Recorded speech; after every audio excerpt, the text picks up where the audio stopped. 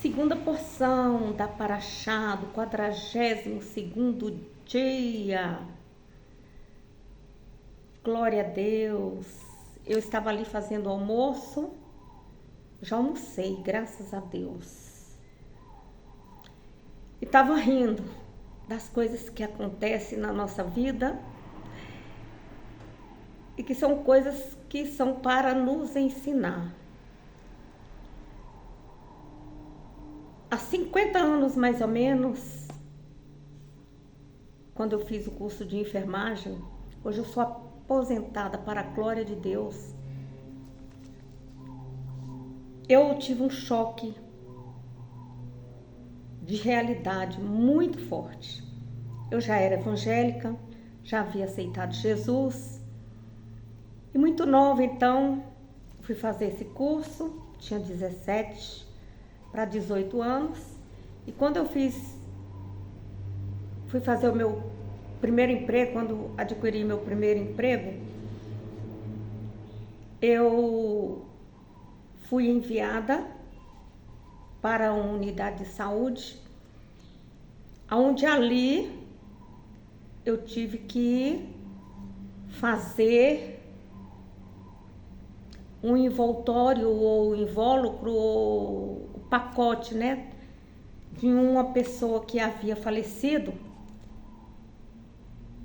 Eu fiquei, meu Deus, e agora?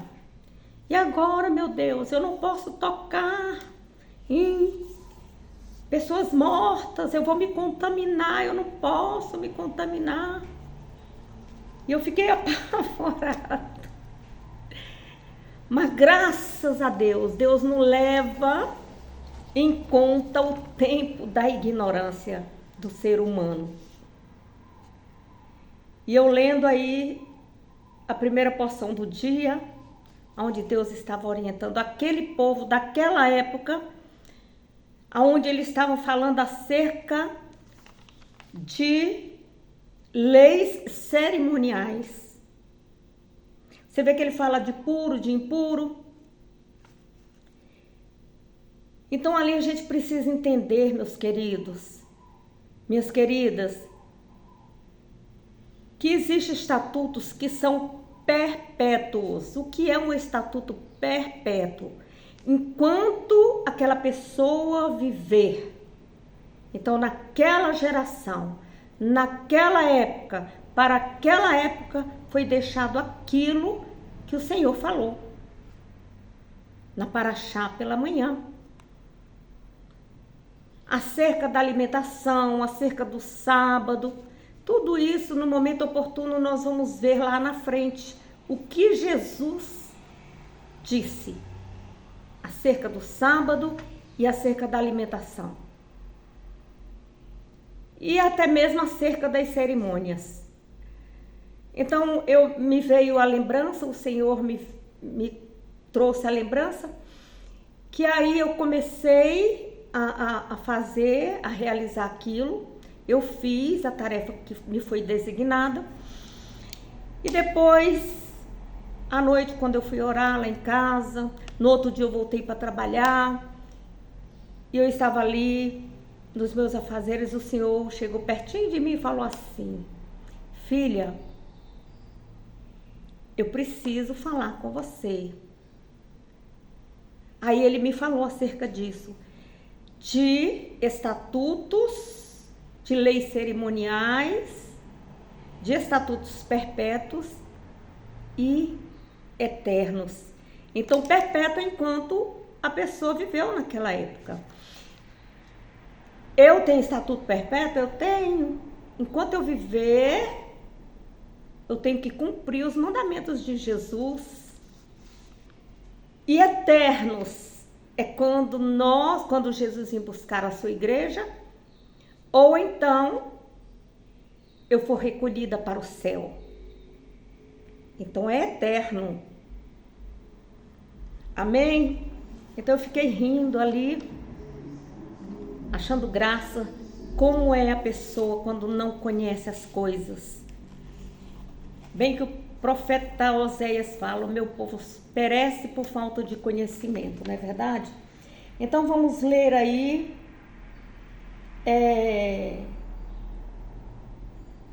o capítulo 5 e o versículo de 9 a 13 da carta de Paulo, em 1 a Coríntios. Oh, Jesus!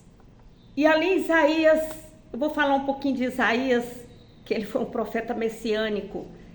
À medida que os profetas iam profetizando e acontecendo os fatos históricos, consequentemente, algumas coisas iam mudando. E em Isaías,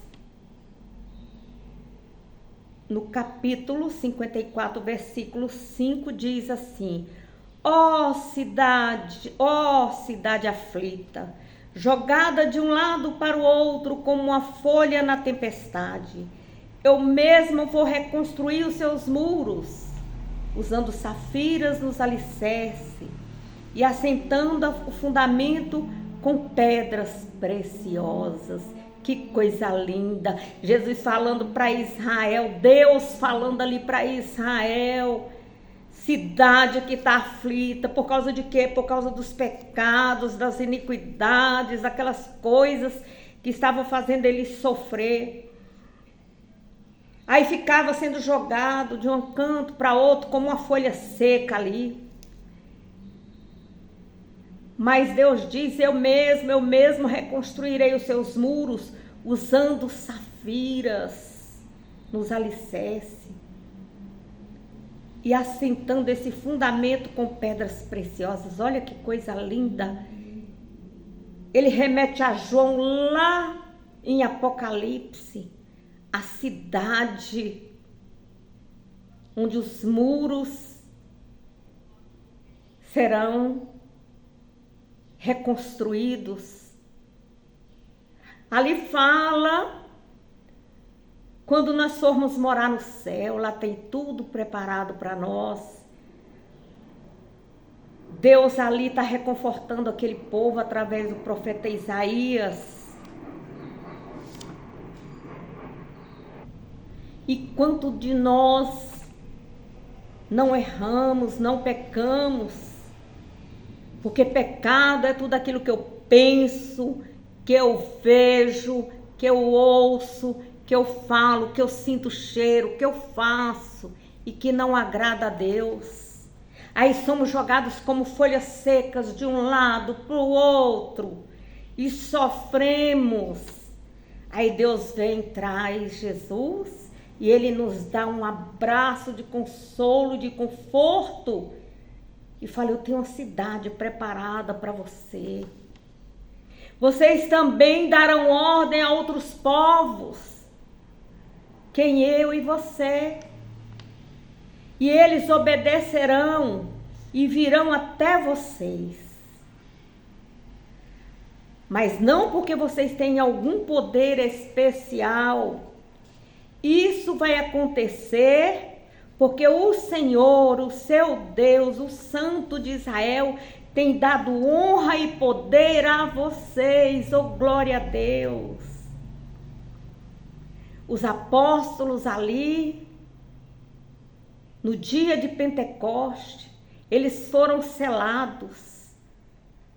Eles foram selados porque foi uma promessa de Deus aos seus antepassados. E aquele povo todo veio a eles. Deus os chamou. Quando você ama a Deus, quando você faz tudo certinho, quando você procura agradar a Deus em tudo, as pessoas vêm até você receber uma palavra de amor, uma palavra de conforto. É Deus que nos dá essa honra através dos dons, através das virtudes. À medida que nós lemos a Bíblia, nosso entendimento vai aumentando, Deus vai derramando em nós a sua glória, e nós vamos de forma natural, colhendo essas almas para Jesus, esse sofredor para Jesus. A pessoa fica bem perto da gente, a pessoa se sente segura conversando com você, ela vê que você verdadeiramente tem comunhão com Deus. Então, para que se preocupar? Nós devemos orar, nós devemos pedir a Deus pelo povo, para que esse povo saia de onde estão, no lugar de trevas, e venha para a luz. Porque assim como você foi salvo, você também deseja que o irmão seja salvo. Não é verdade? Mas aqui o Senhor está falando agora, em 1 Coríntios, usou o apóstolo Paulo para falar para aquele povo ali em Coríntio acerca daquele cristão, aquele que está dentro da igreja conosco. Olha o que ele diz: porque ninguém pode colocar qualquer outro alicerce. Não é esse, amados? É no capítulo 5, no versículo 9. Ele diz assim, 1 Coríntios, capítulo 5, versículo 9. Quando lhes escrevi por carta, pedi que vocês não se misturassem com pessoas imorais. Porém, quando eu disse isso, não estava falando de descrentes que vivem em pecados sexuais, ou são trapaceiros gananciosos, ou ladrões, ou adoradores de ídolo.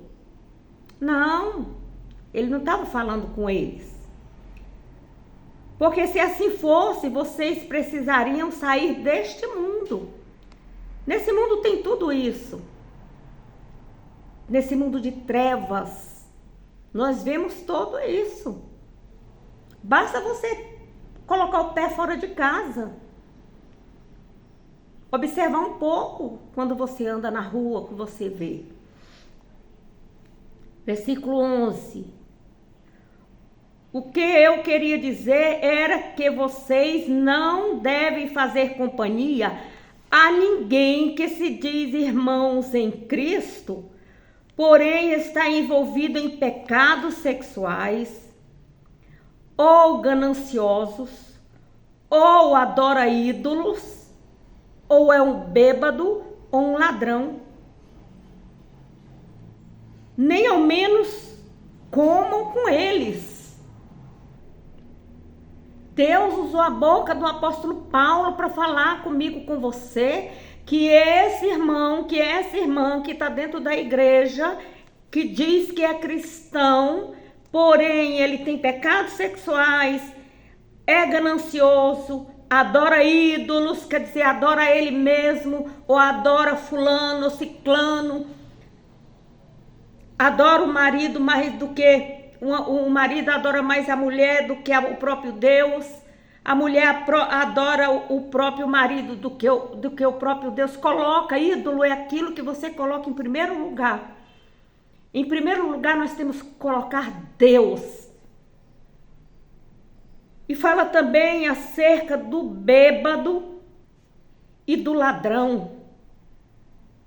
Gente, que coisa mais horrível você conviver com uma pessoa que está ali sentada no banco junto com você, está tomando a ceia, está ali junto com você, e você vê que a pessoa está agindo errado com você, ou até mesmo levando alguma coisa de dentro da igreja. Ele é seu irmão em Cristo Jesus. Não podemos fechar os olhos, porque essa pessoa, ela vai cair no fogo eterno. Não podemos passar a mão na cabeça. Mas na frente o Senhor vai falar acerca disso, da disciplina dentro da igreja.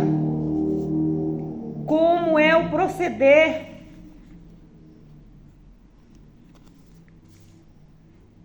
O apóstolo Paulo,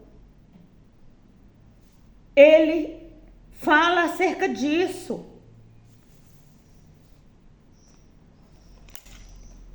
Que precisamos sim julgar quem está dentro da igreja, observar.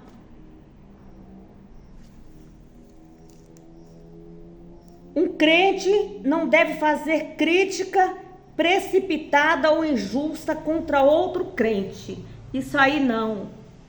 Crítica precipitada, o apontar de dedo. Paulo mostra que a igreja precisa julgar seus membros em caso de pecado grave, iniquidade, imoralidade ou conduta ímpia persistente. Tais ações iníquas precisam ser julgadas e disciplinadas para o bem da pessoa envolvida, da pureza da igreja e do testemunho de Cristo no mundo. Não podemos ser injustos, devemos ser justos. Primeiro, você viu? Você fala com a pessoa que está errado. Mas às vezes a pessoa não quer aceitar que ela está errada, não. Não aceita. Então é preciso disciplinar como a Bíblia diz. Aí, na palavra do Senhor, mais para frente vai estar falando, um bom pastor ele observa, um bom obreiro ele observa.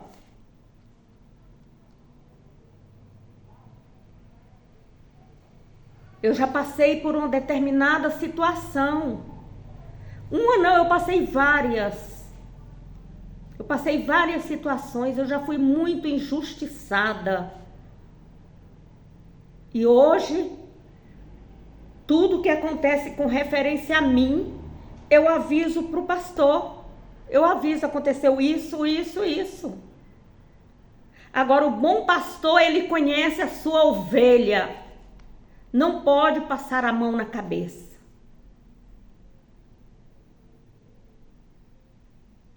Porque quem vai julgar vai ser Deus. E antes que essa pessoa caia no fogo eterno, mesmo estando dentro da igreja, quem vai responder é o pastor, é o líder. Há pouco tempo aconteceu um fato interessante comigo. Eu perdi minha chave e fiquei desesperada atrás dessa chave. Mas graças a Deus eu encontrei. Mas Deus mostra as coisas pra gente conhecer as pessoas. E aí eu fui num determinado lugar, a pessoa colocou a bolsa assim, não queria abrir a bolsa. E eu pedi, veja se não tá aí. Gente, a pessoa foi tirando coisa, coisas da igreja.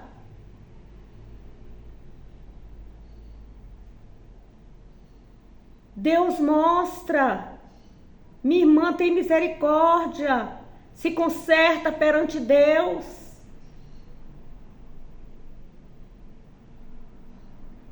Em nome de Jesus, se você faz isso, se conserta perante Deus. Ou se você está tendo necessidade, chega para o pastor, chega para a pessoa ali responsável por aquele setor na igreja, fala assim, eu estou precisando disso, daquilo, estou precisando de uma vassoura, na minha casa não tem uma vassoura. Eu tenho certeza que a pessoa daquele departamento vai abrir o coração, vai pedir a quem de devido e vai dar aquela vassoura para você. Eu estou precisando de uma panela, eu estou precisando de... Então é assim que a gente faz para agir corretamente.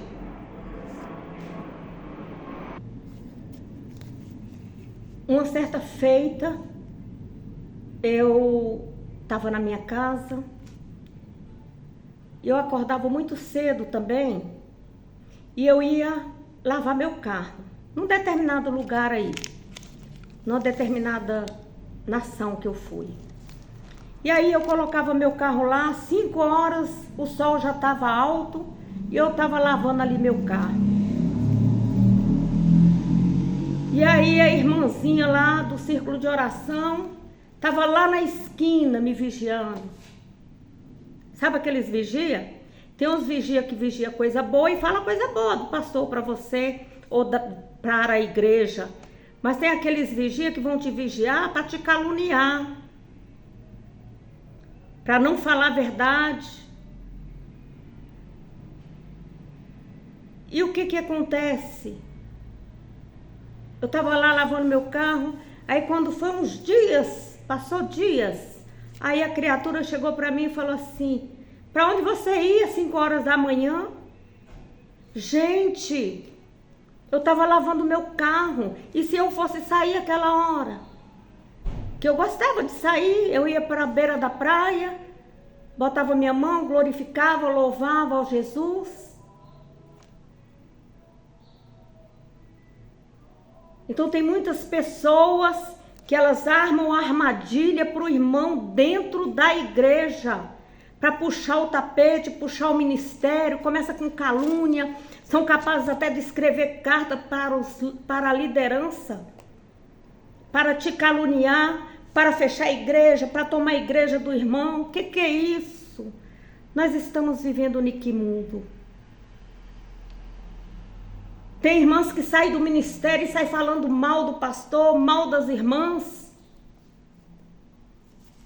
Aí já é limitado. O pastor não pode aplicar pena, mas pode sim ir na justiça e entrar com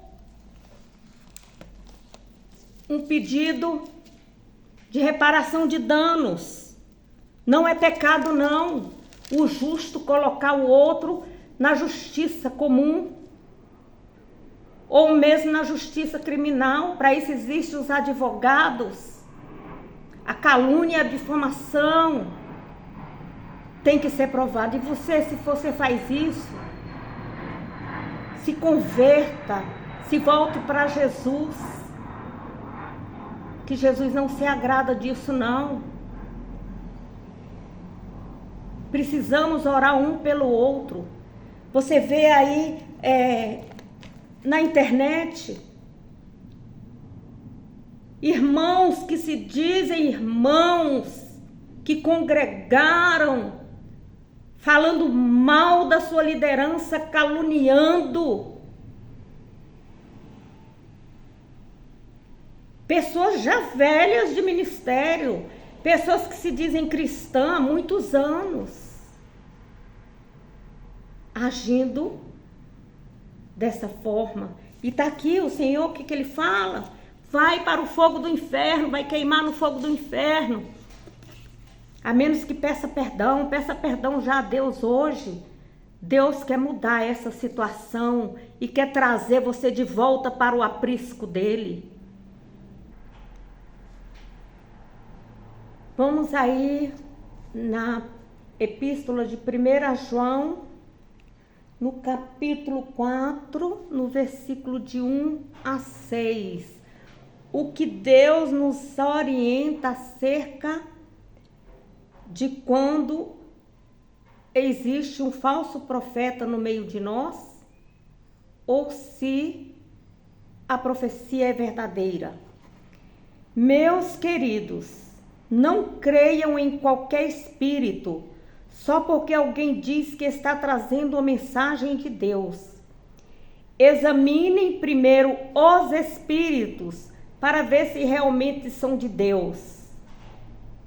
Porque existe o Espírito de Deus falando, existe o espírito da pessoa e existe o espírito do maligno falando.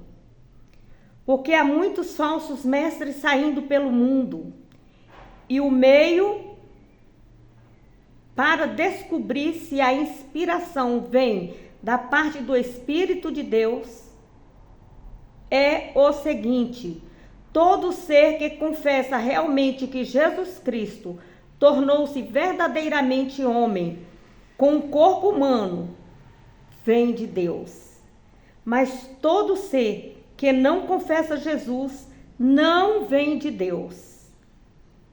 Este é aquele que é contra Cristo, o anticristo, acerca do qual vocês já ouviram que ele viria, e agora ele já está no mundo. Meus filhinhos, vocês são de Deus e já ganharam a luta contra aqueles que se opõem a Cristo, porque aquele que está no coração de vocês é mais forte do que aquele que está no mundo. Esses homens são deste mundo e, portanto, estão preocupados com os assuntos mundanos. E o mundo lhes presta atenção. Mas nós somos filhos de Deus e, portanto, somente aqueles que conhecem a Deus nos ouvirão. Aqueles que não vêm de Deus não nos ouvem. Aqui na Bíblia Pentecostal, ela fala o seguinte: o motivo para provar todo o Espírito, pessoa impelida ou inspirada por algum Espírito, é que muitos falsos profetas se abrigarão na igreja. E isso acontecerá, principalmente pelo aumento da tolerância da igreja quanto à doutrina antibíblica, perto do fim dos tempos. E nós estamos nos fins dos tempos, Jesus está para voltar. E você vê aí a doutrina anticristã que está dentro da igreja. Eles estão recusando os ensinamentos da Bíblia, que é a palavra de Deus, nosso manual, na qual nós vivemos de acordo com ela. Aqui está a nossa doutrina. A doutrina de Cristo nos evangelhos. Estão negando, estão fazendo doutrinas próprias. Por isso, muita confusão dentro da igreja. O povo de Deus precisa aprender a andar na palavra de Deus, vigiando, orando, olhando para o alvo, que é Cristo Jesus, para que todos nós venhamos morar no céu. O cristão deve testar todos que, sendo cristãos professos, são mestres, escritores, pregadores e profetas, e mesmo todo indivíduo que afirma que sua obra ou mensagem provém do Espírito Santo. O que nós vemos hoje? Vamos ver aí. Nos mestres, nos escritores, naqueles que se dizem profetas. Eles copiam, compilam escritos de outras pessoas e não colocam referência bibliográfica. Você se torna um falso profeta, você cai. Ou então você tira cópia do CD de um cantor, cópia de uma Bíblia. E isso você cai aqui, neste erro. Então vigia, quando você vai ler um trecho, você deve citar de onde você tirou aquela fonte. Quando você tirar da sua cabeça, você coloca lá seu nome. Isso aí a gente aprende com Jesus. Ele é mestre dos mestres, professor dos professores. O Espírito Santo nos conduz. Quando nós vamos ensinar as crianças, quando nós vamos ensinar os adolescentes, quando a gente ensina num curso superior, quando a gente ensina a fazer trabalhos, a gente orienta os nossos alunos a fazer isso. E por quê? Que um pastor, que um obreiro, que um profeta, que um mestre ou até mesmo um doutor vai copiar a coisa dos outros e lança no mercado como se fosse seu. Eu tô com um monte de livro aqui e eu vejo trechos que eu já conheço e sei de qual é o autor. Eu tô falando de coisas que eu conheço e que são verdadeiras e que o mundo cristão conhece. Então eu tenho autoridade para falar isso. O crente nunca deve crer que certo ministério ou experiência espiritual é de Deus, somente porque alguém afirma isso. Ah, esse ministério é de Deus. Será? Será que aquele pastor não saiu de outra igreja embaixo de maldição? Você tem que, antes de frequentar a igreja, você saber quem é o pastor daquela igreja, daquela congregação. Será que ele não está sob julgo de maldição? Saiu da igreja falando mal do outro pastor, enquanto que o erro estava nele. Não é errado você ter sua igreja, não. Chegue para o pastor e fale: pastor, eu quero montar meu ministério, me ajuda. Seu pastor te ajuda. Aquele que é superior a você, ele te ajuda.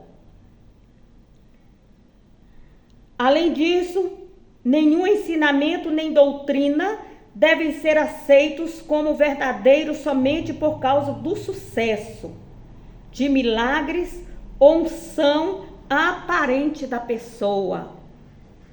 Meu filho, minha filha, até Satanás faz milagre. Satanás cura,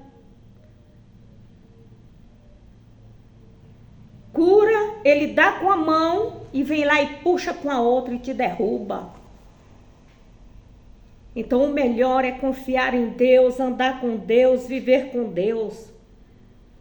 Qualquer ensino ele deve ser testado, comparando com a revelação da verdade de Deus nas Escrituras. Leia Gálatas,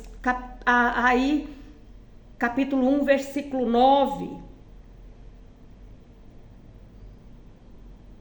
É o conteúdo do ensino que precisa ser testado. O ensino tem o mesmo tipo de conteúdo e sentido do ensino apostólico, segundo o Novo Testamento.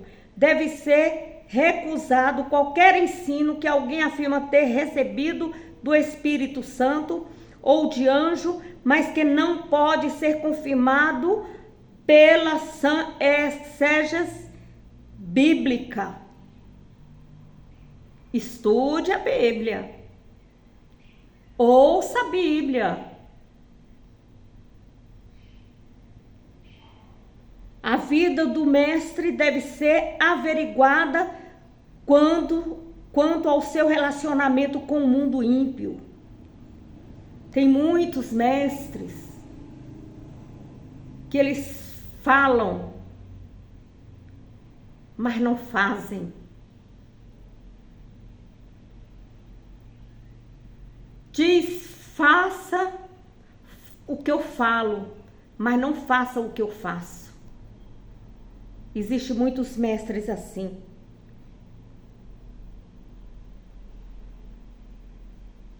E provar que verdadeiramente você foi batizado com o Espírito Santo.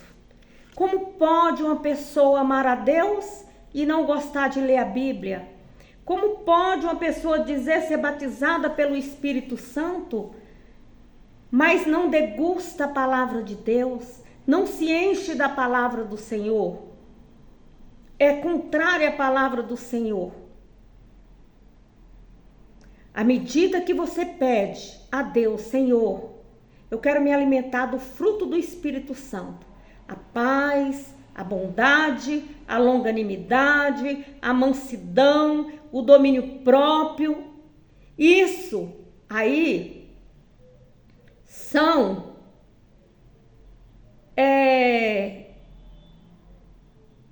o Espírito Santo vai colocando dentro de você à medida que você se humilha, que você ora, que você jejua, que você tem intimidade com Deus. Aí você vai recebendo. É dom de Deus a fé, é dom de Deus a esperança, é dom de Deus o amor. Então essas virtudes, elas saem do seu coração para fora, porque a transformação é de dentro para fora.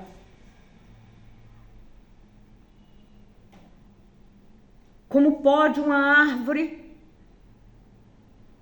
ter frutos amargos e outros doces? Como pode uma fonte jorrar água doce e água amarga? Então pense nisso, medite nisso, nessa festa de Pentecostes, e que o Espírito Santo possa te selar com o selo dele. Que o céu se abra e derrama bênçãos sem medidas na sua vida, em nome de Jesus. Em nome de Jesus, seja forte, continue estudando, fique aqui comigo. Vamos estudar juntos. Vamos ser fortes, caminhar na palavra de Deus para crescermos na graça e no conhecimento de Jesus e sermos abençoados. A paz do Senhor Jesus. Se Deus é por nós, quem será contra nós?